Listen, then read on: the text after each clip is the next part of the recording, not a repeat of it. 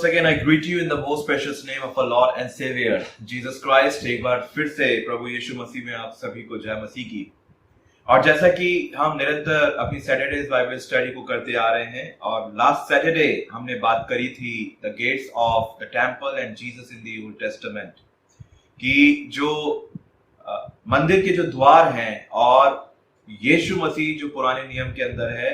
और हम ये देख रहे थे एक स्टेटमेंट के द्वारा कि यीशु ने कहा कि मैं द्वार हूं, है ना, मैं भेड़ों का द्वार हूं और आई एम द डोर और I am the gate of sheep. और इसका हमने सबसे पहले स्टार्टिंग में हमने देखा मंदिर जो होते हैं उनका निर्माण क्या हुआ और जो द्वार के जो सिग्निफिकेंट मीनिंग है वो हम देख रहे थे कि वास्तव में क्या जरूरत पड़ी इन द्वारों को परमेश्वर के द्वारा सजेस्ट करने के लिए, आज्ञा देने के लिए कि इन द्वारों को बनाया जाए।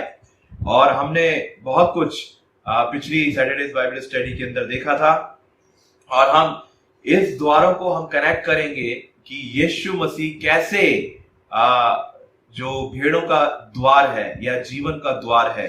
और अजीजों, जब हम डीप बाइबल स्टडी को करते हैं तो हमें बहुत सारी चीजों को, तथ्यों को, फैक्ट्स को हमें देखना पड़ता है।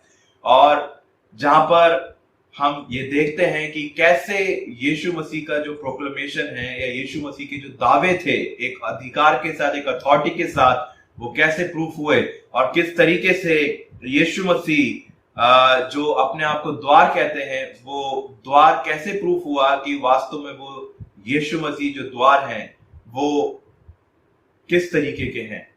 और हम इन सब चीजों को देखेंगे। हमने पिछले सैटरडे में देखा था scholarly views regarding Solomon's temple और फिर हमने देखा था कि जो प्रॉमिसेस परमेश्वर यहोवा ने जो राजा दाऊद के साथ की थी एक मंदिर निर्माण के लिए कि तेरा जो संतान है, तेरा वंश उस मंदिर को बनाएगा जो मेरा भवन कहलाएगा।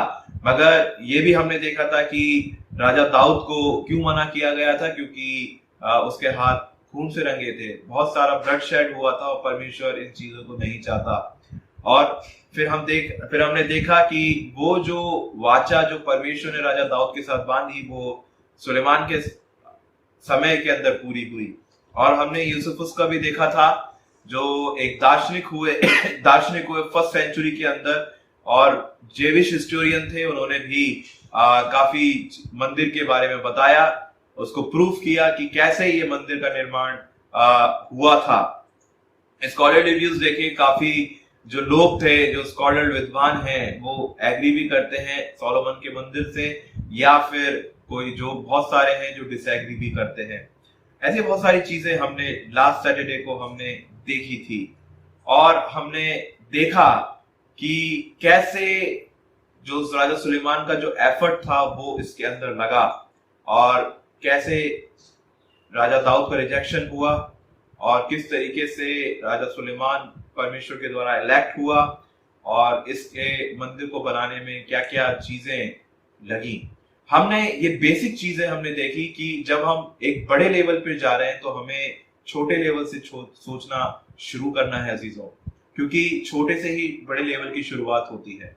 और यहाँ पर एक फाउंडेशन परमेश्वर ने रखवाई जो इंडिकेट करता है यीशु मसीह को, जो इंडिकेट करता है प्रभु यीशु मसीह के सैक्रिफाइसेस को, जो इंडिकेट करता है प्रभु यीशु मसीह के उद्देश्यों को कि वो इस संसार में क्यों आए और जो दावा उन्होंने किया वो किस बिहाफ पे किया।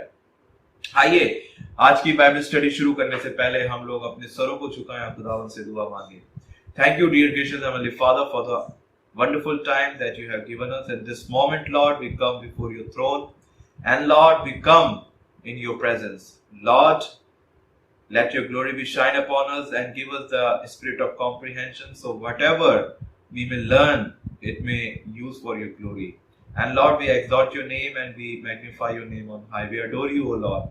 And Lord, open our hearts, mind and soul. And Lord, whatever we may learn, Lord, we may keep in our lives and our lives will be used for your glory.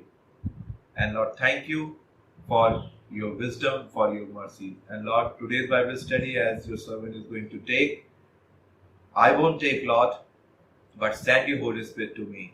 So the Holy Spirit will speak and Lord will teach us the depth of your words. Thank you, God, for hearing our prayer. We ask this pray in Jesus' most precious name. Amen.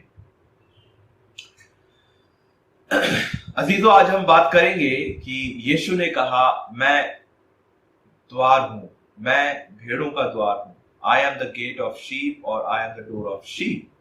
What does it mean? इसका मतलब क्या है? Why Jesus considered himself as gate or as door, which is very important for us to know. What kind of gate or door Jesus was? We will see step by step. But first of all, we will see the context of the door of sheep, where Jesus mentioned and stated in his statement that I am the door of sheep. To get a clear picture of Jesus' meaning in this statement, it is very helpful to comprehend a little of that ancient culture, especially of sheep and shepherding. Of all domesticated animal, sheep and the cattle are the most helpless. Sheep will spend their entire day gazing, wandering from place to place, never looking up. As a result, they often become lost. But sheep have no homing instinct as other animals do. They are totally incapable of finding their ways to their sheepfold. Even when it is in plain sight, by nature, sheep are followers. If the lead sheep steps off a cliff, the other will follow. जैसा कि अगर हमें इसके context को जानना है तो सबसे पहले हमें एंशिएंट कॉन्टेक्स्ट को देखना बहुत जरूरी है अजीजों.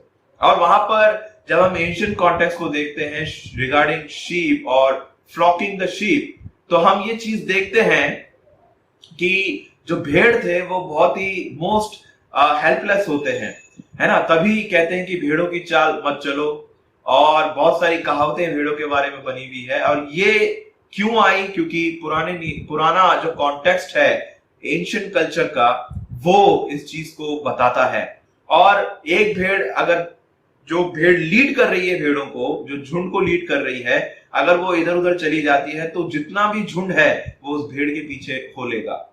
और वो कभी ऊपर नहीं देखते, खाते रहते हैं, चढ़ते रहते हैं और इधर उधर मंडराते रहते हैं. ये भेड़ों का एक कॉन्टेक्स्ट है, और जहां पर ये बात सिद्ध होती है कि एक भेड़ अगर भटक जाती है तो दूसरी भेड़ भी उसके पीछे हो लेती है. यहां पर और चीज जब हम देखते हैं, sheep are totally dependent upon the shepherd who leads them with care and compassion. Shepherds were the providers, guides, or protectors and constant compassion or companions of sheep. So close was the bond between shepherd and sheep that to this day Middle Eastern shepherds can divide flocks that have mingled at well or during the night simply by calling their sheep, who know and follow their shepherd's voice. Shepherds were inseparable from their flocks. The shepherd would lead the sheep to safe places to graze, to gaze and make them lie down for several hours in a shady place. Then as night fell, the shepherd would lead the sheep to the protection of a sheepfold. Further, we will see that how Jesus referred temple to the body of human, and how it is significant to be a part of Jesus Christ as a holy temple of God. यहाँ पर जब हम further चलते हैं sheep के बारे में या भेड़ों के झुंड के बारे में जब हम बात करते हैं, जब हम यीशु मसीह का वृत्तांत देखते हैं तो जो गडरिये थे वो रात में अपनी भेड़ों की देखभाल कर रहे थे, क्योंकि जो शेफर्ड थे वो अपनी भेड़ों को चराते हुए इतनी दूर निकल जाते थे कि उनका रात में लौटना नामुमकिन होता था.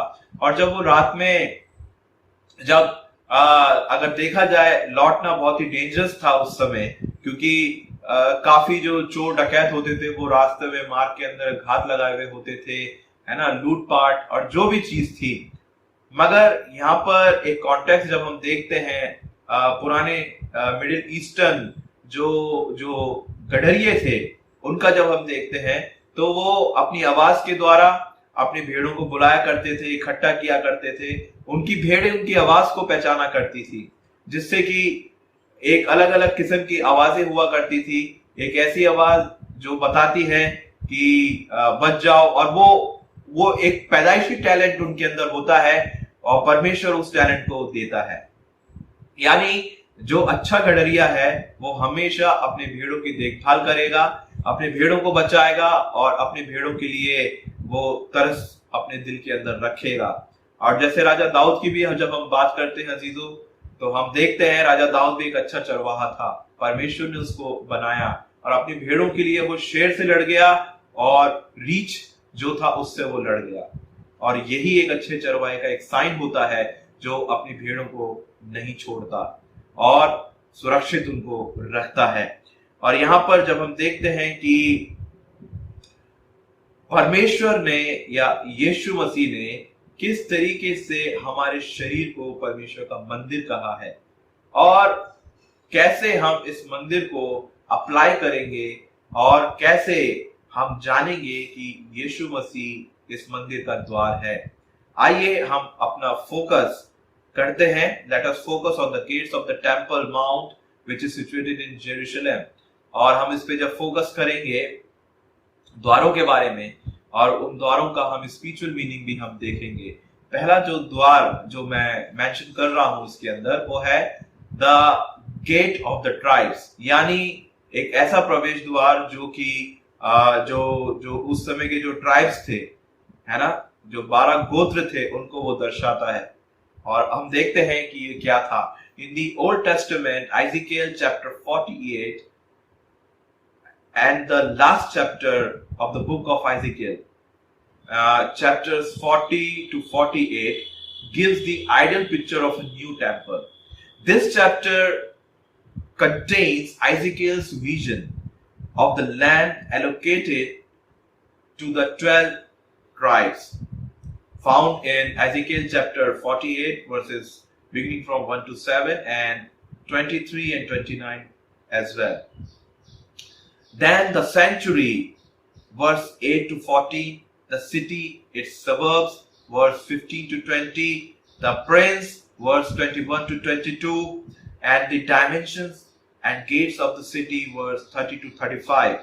The vision was given on the 25th anniversary of Ezekiel's exile and 14 years after the fall of Jerusalem, and 12 years after the last message of hope in Christ, hope in this chapter, which is chapter 39.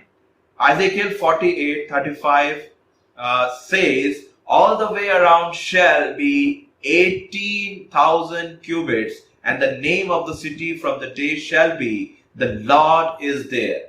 यहां पर जब हम देखते हैं पहले gate के बारे में, जो बताता है 12 गोत्रों के बारे में, और वो जो गोत्र थे जिसमें परमेश्वर ने पुराने नियम में उन गोत्रों के साथ वाचाओं को बांधा, और उन गोत्रों को दर्शाया जाता है उस गेट्स के अंदर।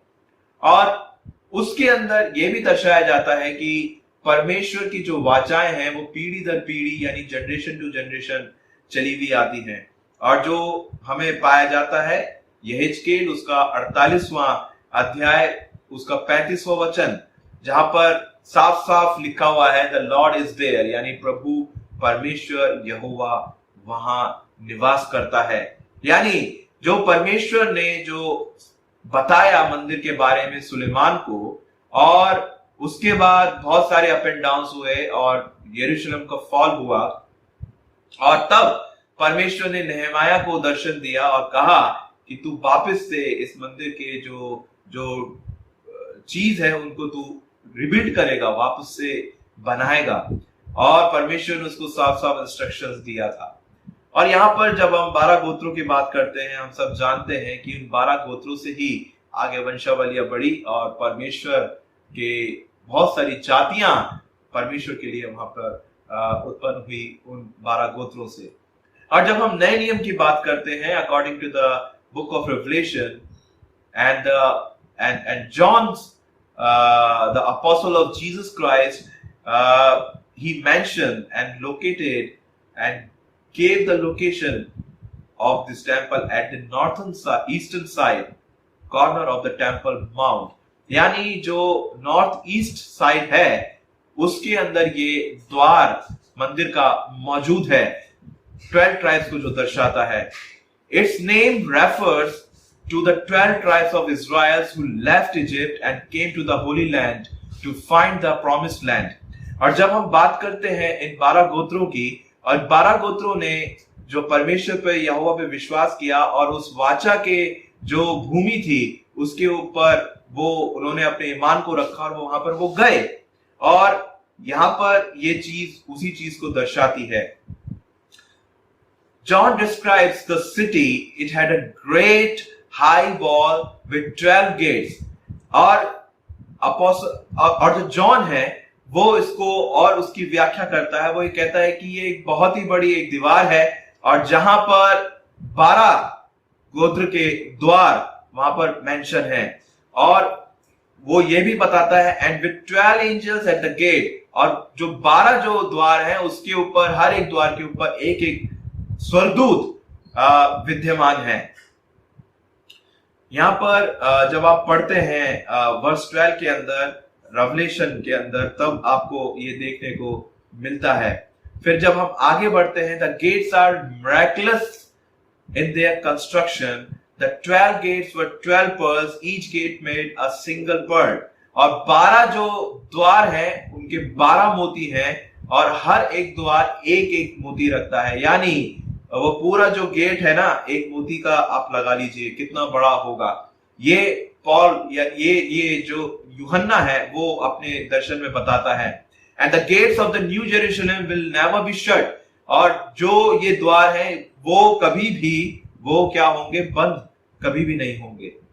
और जब हम आगे अंडरस्टैंडिंग के लिए पढ़ते हैं, in order to comprehend the significance of the 12 gates being inscribed with the names of the 12 tribes, और उसपे 12 गोत्रों के नाम अंकित हैं, we must look to the beginning of the Old Testament. अगर आपको इसके बारे में जानना है तो पुराने नियम को हमें बहुत अच्छे से हमें पढ़ना होगा इन 12 गोत्रों के लिए. When God promised a new land, a great nation to Abraham, who descended would spread blessings upon other nations. Genesis chapter 12 verses 1 to 3. To Abraham's grandson Jacob, whom God later named Israel. Genesis chapter 32:28. 12 sons were born and established the 12 tribes of Israel. Genesis chapter 49. Those 12 tribes escaped slavery in Egypt, inherited the promised land, Exodus chapter 6 verse 14 and Exodus chapter 24 and verse 4. Received the law, they received the law, Exodus chapter 20, and were chosen by God to be his covenantal people, Exodus chapter 19 and verse 5 to 6. During the reign of David, out of all the territories of the tribes of Israel, God chose the city of Jerusalem in Judah as the place where God's name would rest. 2 Chronicles chapter 12 and verse 13. Revelation speaks of the new Jerusalem that has been prepared for the reign of the Lamb. Revelation chapter 21 and verse 1 to 3. Each gate of the new Jerusalem is made of a single pearl. The richness and supernatural nature of the city is profound over here. As commentator Charles Ellicott points out, the pearl was esteemed of the greatness or greatest value among the ancients. It is an appropriate emblem of the highest truth. It is the only precious stone which the art and skill of a man cannot improve. Revelation chapter 21 and verse 21. The imagery calls to mind Jesus' parable of the pearl of great price, Matthew chapter 13 and verse 45 to 46. यहां पर जब हम बात करते हैं genesis यानी उत्पत्ति उसके 12वें अध्याय की 1 से लेकर 3 वचन तक, और जब हम देखते हैं कि किस तरीके से परमेश्वर ने अब्राहम को ब्लेस किया और उसके द्वारा जातियों को आगे बढ़ाया, जब हम आगे बढ़ते हैं तब हम देखते हैं कि याकूब के द्वारा वो जातियां उत्पन्न हुई और बाद में याकूब को इज़राइल कहा गया। फिर जब हम आगे बढ़ते हैं तब हम देखते हैं कि परमेश्वर ने किस तरीके से एक अपनी बात को रखा और कैसे इज़राइल से अपनी वाचाओं को परमेश्वर ने बांधा, जहां पर इज़राइल परमेश्वर क्या एक जन कहलाया, यानी एक कम्युनिटी कहलाई, और उसके द्वारा परमेश्वर उनको ब्लेस करता गया। और परमेश्वर ने जो वाचा की जो भूमि थी, यानी जो प्रॉमिस लैंड था, वो परमेश्वर ने अब्राहम की जनरेशन को भी दिया। मगर बात इतनी सी अजीजों कि इज़राइल परमेश्वर के विरोध में खड़ा हुआ और उन्होंने वो सारे काम किए जो परमेश्वर विरोधी थे, और परमेश्वर ने उनको दंड दिया। और समय समय के अनुसार परमेश्वर ने उस ट्राइब को, जो परमेश्वर का चुना गया था, उसको हम्बल करने के लिए, उसको विनम्र करने के लिए परमेश्वर ने उसको कई जातियों के अधीन किया।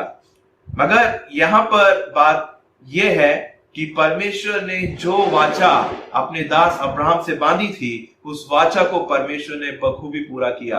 और जब हम परमेश्वर का दर्शन देखते हैं, यूहन्ना जो एक प्रेरित था यीशु मसीह का, जब हम देखते हैं तो यूहन्ना भी इस मंदिर के बारे में बात करता है, इस गेट्स के बारे में बात करता है जो 12 गोत्रों को रिप्रेजेंट करती है और उन चिन्हों को प्रेजेंट करती है कि जो परमेश्वर के वाचाओं को उसके लोगों के साथ बताती है। और यहां पर जब हम Revelation chapter 21 and verse 1 to 3 जब हम पढ़ते हैं तो एक नए यरूशलेम की बात हो रही है, एक नए मंदिर की बात हो रही है, जहां पर परमेश्वर का मेमना यानी यीशु मसीह जो है वो अपने राज्य को करेगा। और ये जो एक एक गेट है, यानी एक एक जो द्वार है, वो पूरा एक मोती का बनाया गया है। उस मोती का मतलब ये है अजीजों, अगर हम स्पिरिचुअल मीनिंग की बात करते हैं तो उस मोती का मतलब जब हम देखते हैं वो ये है कि परमेश्वर एक उद्धार करने वाला परमेश्वर है जो कि आत्मिकता की वृद्धि को करता है। यानी वो मोती एक साइन है परमेश्वर की उन वाचाओं को जो परमेश्वर ने अपने लोगों के साथ पूरी करी और पूरी कर रहा है, और जब आगमन होगा अपने राज्य के साथ तो वो उसको पूरी करेगा। और इसलिए ये यीशु मसीह भी मत्ती रचित सुसमाचार उसका 13वें अध्याय 45 और 46 वचन में भी इसकी ही बात करते हैं। और जब हम पढ़ते हैं, मैं आपके सामने इसको पढ़ देता हूं। मत्ती रचित सुसमाचार यानी the gospel of Saint Matthew chapter 13 और वर्स 45 एंड 46। और यहां पर साफ साफ लिखा हुआ है जो कि यीशु मसीह अपने इस पैरेबल के अंदर बताते हैं। मत्ती 13 उसका 45-46। और यहां पर लिखा हुआ, फिर स्वर्ग का राज्य एक व्यापारी के समान है जो अच्छे मोतियों की खोज में था। जब उसे एक बहुमूल्य मोती मिला तो उसने जाकर अपना सब कुछ बेच डाला और उसे मोल ले लिया। यानी एक सैक्रिफिशियल एक बात को यहां बताता है कि अपना समर्पण एक त्याग के साथ परमेश्वर के प्रेजेंस के अंदर कैसा होना चाहिए। ये 12 ट्राइब्स का पहला गेट है जो कि 12 गोत्रों को अंकित करता है। फिर जब हम दूसरे गेट की बात करते हैं वो है द ओल्ड गेट, यानी एक पुराना द्वार। According to Nehemiah chapter 3 and verse 6 says, यहां पर नेहमाया 3 और 6 कहता है, moreover the old gate repaired Yehoiada the son of Bisi, the Meshullam the son of Visodiah, they laid the beams thereof and set up the doors thereof and the locks thereof and the bars thereof, and it is called the old gate of the temple which Nehemiah was repairing. The old gate, which is spiritual meaning, is death of the old man. The Lord Jesus doesn't repair the old man but makes the new man through the regeneration in the Holy Spirit. In sanctification life, the Lord Jesus sets up doors and locks that sins cannot get any grip on our heart. The Bible teaches us that the Holy Spirit kills deeds of our flesh. The Holy Spirit rules and leads us in righteousness, and by that way we will die to sinful deeds. The old gate proclaims us that the old one must die because the new one has reborn in Christ Jesus. The Holy Spirit gives to believers the power to die to the flesh and resist sin and choose the righteousness of God instead of sin. The old gate is an important gate because without death of the flesh, believer cannot wander in the will of God. Death of flesh is God's gracious work, and by this work, Jesus' disciples have ability to walk and live according to the will of God. Old gate जो है वो एक पुराने मनुष्यत्व को दर्शाता है एक पुराने नियम के अंदर, यानी जो ओल्ड गेट है यानी जो पुराना द्वार है वो ये कहता है कि अपने पुराने मनुष्यत्व को उतार के फेंक दो, और जब इस गेट के अंदर तुम एंटर होते हो तो एक नए मनुष्यत्व को ले लो जो कि विश्वास के द्वारा प्रभु यीशु मसीह में पाया जाता है। यानी ये अजीजों इस तरीके से है कि हम इस शारीरिक दशा के अंदर जब हम अपने पापों के अंदर मरते हैं, मगर बात इतनी सी है जब हम पवित्र आत्मा प्रभु यीशु मसीह पर जब हम बिलीव करते हैं, जब उसके ऊपर हम भरोसे को रखते हैं, तो यहाँ पर एक नई क्रांति, एक नया ट्रांसफॉर्मेशन, एक नया रूपांतरण हमारे अंदर होता है, और एक नई एक कृति या आप कह सकते हैं एक नई प्रकृति मनुष्य की आती है, जिसके द्वारा हम ये कहते हैं कि हाँ, प्रभु यीशु मसीह जो उस जीवन का द्वार है, जो द्वार है, उस पर विश्वास करने के द्वारा जब हम उसके अंदर प्रवेश करते हैं तो हम बिल्कुल नए हो जाते हैं, रूपांतरित हो जाते हैं, और यही यीशु मसीह चाहते हैं। और यहाँ पर जो मृत्यु है वो तो अटल सत्य है अजीजों, हमारा जो पुराना जो शरीर है वो तो यहीं पे ही चला जाएगा, मगर जब हम नए आत्मा को, नए शरीर को जब हम धारण करेंगे तो ये गेट बताता है कि प्रभु परमेश्वर का जो एक अनुग्रहकारी कार्य है वो उसके लोगों के जीवन के अंदर होता है, और जहां पर हम परमेश्वर की इच्छाओं पर चलते हैं और परमेश्वर के नाम को हम धन्य कहते हैं। तीसरा गेट जब हम बात करते हैं अजीजों, वो है द गेट ऑफ वैली, यानी द वैली गेट। नेहमाया 3 और 13 के अंदर, यानी नेहमाया चैप्टर 3 वर्स 13 के अंदर लिखा हुआ है, the valley gate repaired by Hanun and the inhabitants of Zino. They built it and set up the doors thereof, the locks thereof, and the bars thereof, and 1,000 cubits on the wall unto the dunge gate.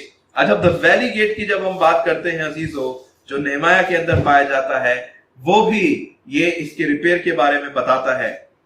जब हम आगे जब हम देखते हैं इस चीज को, तो हम क्या देखते हैं? Genesis chapter 26 and verse 19, and Isaac's servants dig the valley and found there a well of spring water. Deuteronomy chapter 8 and verse 7 says, for the Lord thy God bringeth thee into a good land, a land of brooks of water, of fountains and depths that spring out of valley and hills. Then when we move to further references in support to this valley gate, that we can find out in Psalm 23 and verse 4, ye though I walk through the valley of the shadow of death, I will fear no evil, for thou art with me, thy rod and thy staff, they comfort me. Then when we move to Ezekiel chapter 3 and verse 22 says, and the hand of the Lord was there upon me, and he said unto me, arise, go forth into the plain, and I will there talk with thee. And then Genesis chapter 26 and verse 19 says that by digging in the valley, Isaac's servant found well of spring water. A spiritual thing, as the purpose of digging was to find water, And it is spiritually means that we dig deeper in spiritual things than the surface of the ground, and we will find holy and beautiful spiritual gifts of God. So the valley gate reminds us that God has made a man as such that he is sensitive to receive the influence of God. That the God can protect and guide us. But when a man fell in a sin, so he became sensitive to receive the influence of sin and Satan. So it is very important, my friends, that we fill our mind with the word of God and do not listen to the voice of sin.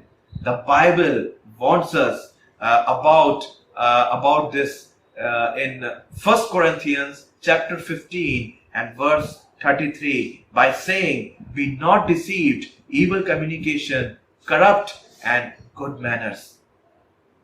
यहाँ पर जब हम the gate of valley की बात करते हैं, यानी ये तराई का जो एक गेट है, यानी तो जब हम बात करते हैं नेहमाया की उसके 3:13 के अंदर, तो वहां पर हनून ने, जो कि जेनो का इनहेबिटेंट था, उसने इसको बिल्ड किया और उसके ऊपर उसने तालों को लगाया और उसको बार्स को लगाया। बहुत सारी चीजें यहाँ पर हमें देखने को मिलती है।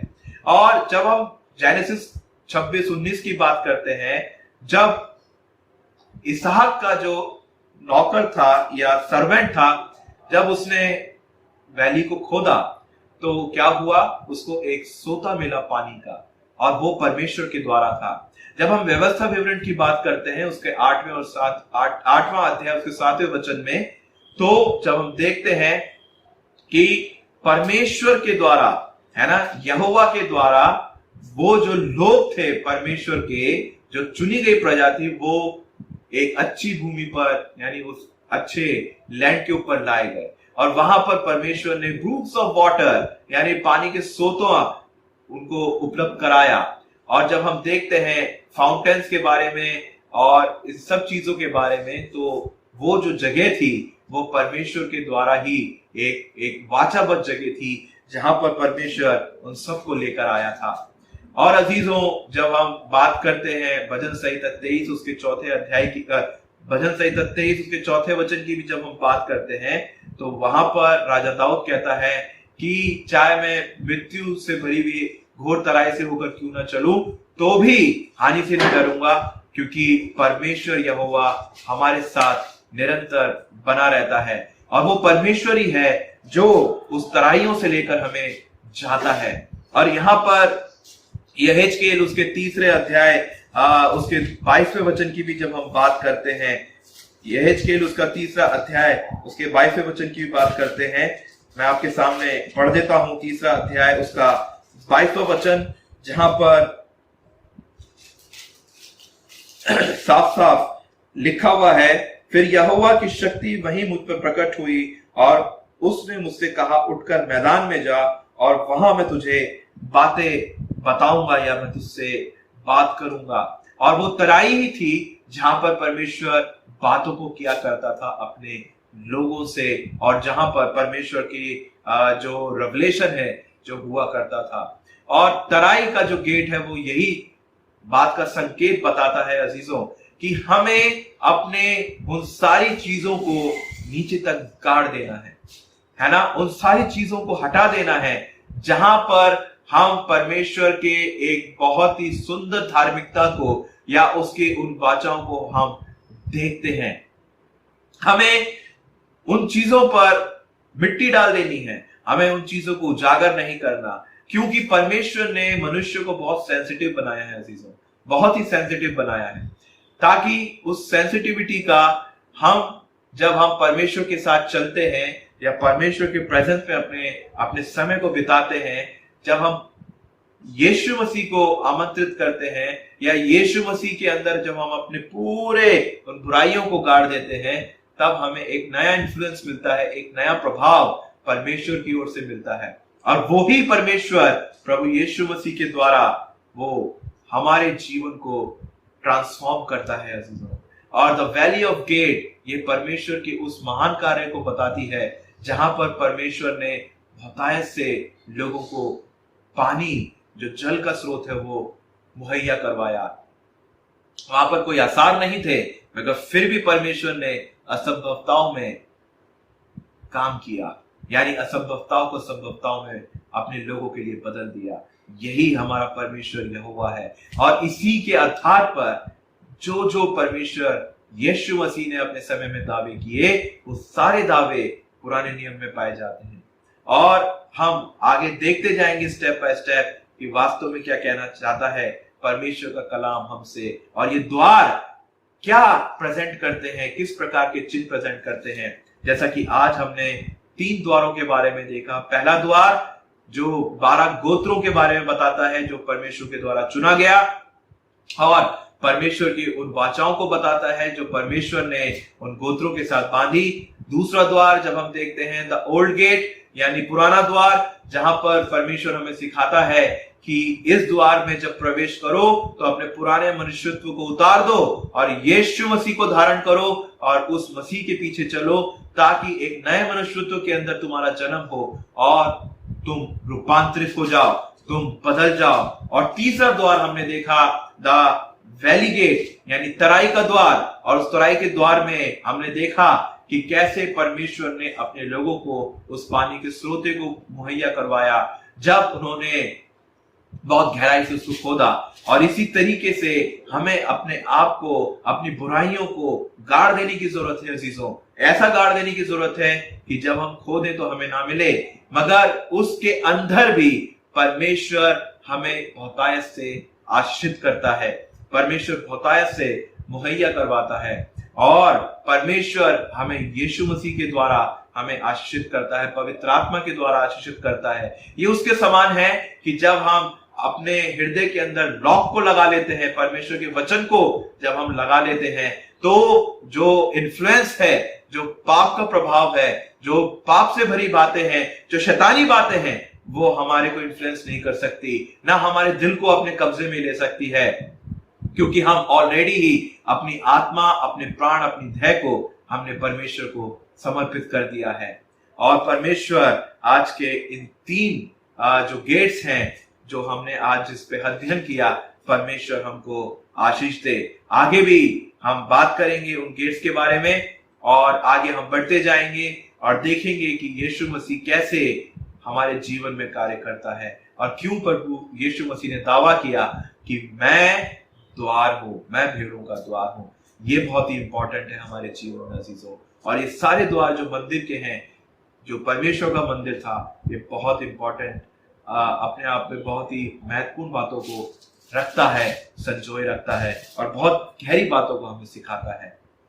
हम इस सैटरडे बाइबल स्टडी में बने रहें और बहुतायत से हम परमेश्वर से आशीषित हों, और परमेश्वर हमें उन ज्ञान भरी बातों को सिखाए। परमेश्वर आप सबको आशीष दे। आइए हम अपने स्वरों को झुकाएं और दुआ मांगे।